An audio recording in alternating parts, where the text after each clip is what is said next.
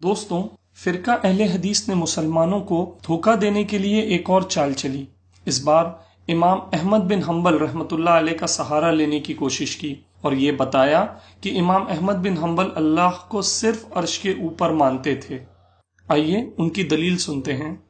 इमाम अहमद का अकीदा क्या है? अहमद इब्न हंबल चौथे इमाम कहते हैं, यूसुफ इब्न मूसा अल बगदादी कहते हैं, अहमद इब्न हंबल अबू अब्दुल्लाह उनकी कुनियत है, उनसे कहा गया इन्हें अल्लाह के बारे में क्या ऐसा अकीदा रखना चाहिए क्या कि अल्लाह ताला सातों आसमानों के ऊपर है, अपने अर्श के ऊपर है, अपनी मखलूक से जुदा है, अलग है, अपनी मखलूक से अलग है।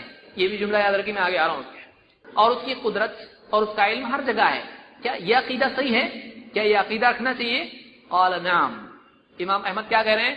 हाँ, अल्लाह अर्श पर ही है और उसका इल्म कोई जगह ऐसी नहीं जहां उसका इल्म ना हो।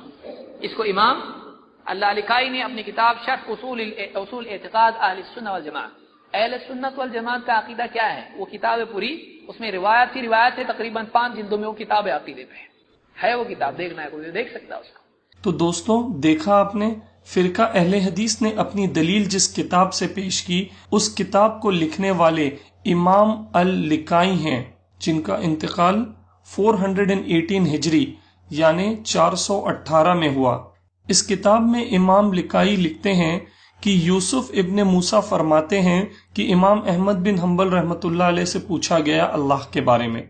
दोस्तों, यूसुफ इब्ने मूसा का इंतकाल तो 253 यानी 253 हिजरी में हो चुका था और इमाम लिकाई 418 हिजरी के हैं। तो इमाम लिकाई और यूसुफ इब्ने मूसा इन दोनों के इंतकाल में 165 यानी 165 ईयर्स का फर्क है। तो दोस्तों, नाम के अहले हदीसों से सवाल यह है कि यूसुफ इब्ने मूसा के इंतकाल के बाद इमाम अहमद बिन हंबल का ये कौल इमाम लिकाई तक इतने सालों बाद कैसे पहुंचा? नाम के अहले हदीसों, हमें बताओ, इन दोनों के बीच की सनद कहाँ है? जी हाँ, इन दोनों के बीच की सनद कहाँ है? ये सवाल आप पर उधार रहा। खैर, आइए हम आपको फिरका अहले हदीस का एक और चेहरा दिखाते हैं। दोस्तों, ऐसी ही बिना सनद की कोई बात जब फिरका अहले हदीस के खिलाफ आ जाती है किसी किताब में, तो खुद फिरका अहले हदीस के आलिम अबू ज़ैद ज़मीर इस बारे में क्या कहते हैं, जरा सुनिए। अगर कोई आदमी इस तरह से बयान करे, कौन मानेगा उसको? तो सनद लौलल इस्नाद लकाल मन शाअ मा शाअ। अब्दुल्लाह इब्न मुबारक का कौल है कि अगर सनदें नहीं होती, सनद को महफूज रखने और बयान करने का अगर एहतमाम ना होता, जिसके जी में जो आता कह देता है।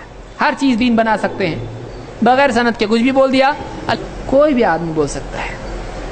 तो एक आदमी अल्लाह के नबी सल्लल्लाहु अलैहि वसल्लम पर कुछ भी घड़ सकता है, लेकिन जब सनद की बात आती है तो फिर आदमी अपने झूठ में पकड़ा जाता है।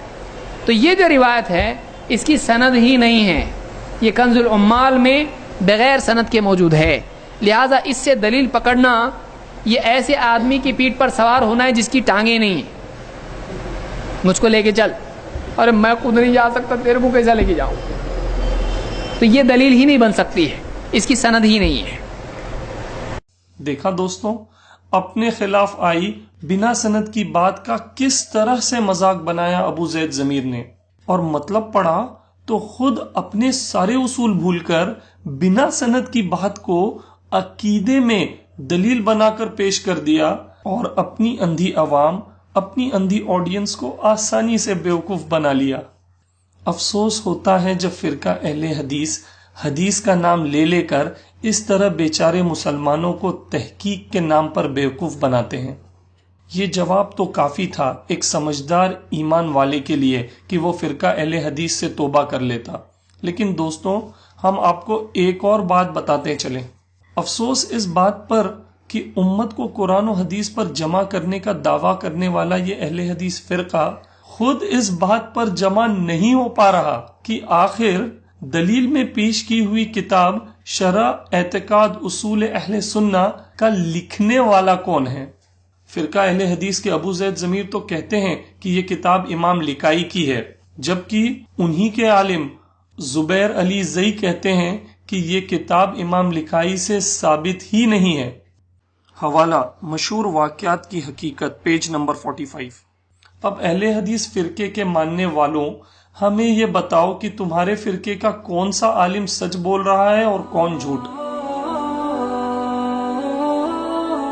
جس کتاب کے لکھنے والے کا ہی فرقہ اہل حدیث کے نزدیک کوئی عطا پتہ نہیں، ایسی کتاب سے عقیدے جیسے بڑے اور باریک مسئلے کو ثابت کرنا یہ کہاں کی عقل مندی ہے۔ افسوس ہے ایسی ریسرچ کرنے اور ایسی تحقیق کو ماننے والوں پر۔ ہم تو حیران ہیں کہ اتنی اوٹ پٹانگ دلیل پیش کر کے بھی ابو زید ضمیر نے اپنی عوام سے حوالہ جا کر چیک کر لینے کے لیے کہا۔ جی ہاں، سنیے۔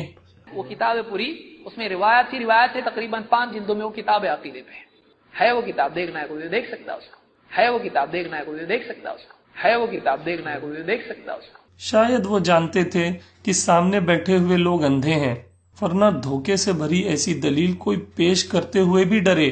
دوسروں کو جا کر چیک کرنے کی دعوت تو دور کی بات ہے۔ ابو زید ضمیر صاحب، ہم آپ سے یہ پوچھنا چاہتے ہیں کہ آپ اپنی عوام کو کہنے سے پہلے خود تو حوالہ چیک کر لیتے کہ اس کی سند ہے بھی یا نہیں۔ اور افسوس فرقہ اہل حدیث کے ماننے والوں کے دماغ پر کہ 4 سال سے زیادہ ہو چکا اور ایک نے بھی اس دلیل کو کتاب کھول کر چیک نہیں کیا۔ خیر، جب استاد کا یہ حال ہے تو بیچاری عربی سے جاہل عوام سے کیا امید کی جائے۔ اللہ ہمیں اپنے گناہوں اور فرقہ اہل حدیث سے توبہ نصیب فرمائے۔ اس ٹاپک پر اور جاننے کے لیے ڈسکرپشن میں دی ہوئی لنک پڑھیں۔ اگر آپ کو ہمارا یہ ویڈیو پسند آیا تو امید ہے آپ کو ہمارے دوسرے ویڈیوز بھی پسند آئیں گے، جنہیں دیکھنے کے لیے ویڈیوز پر کلک کریں۔ نئے ویڈیوز کے لیے ہمارے چینل پر سبسکرائب کریں۔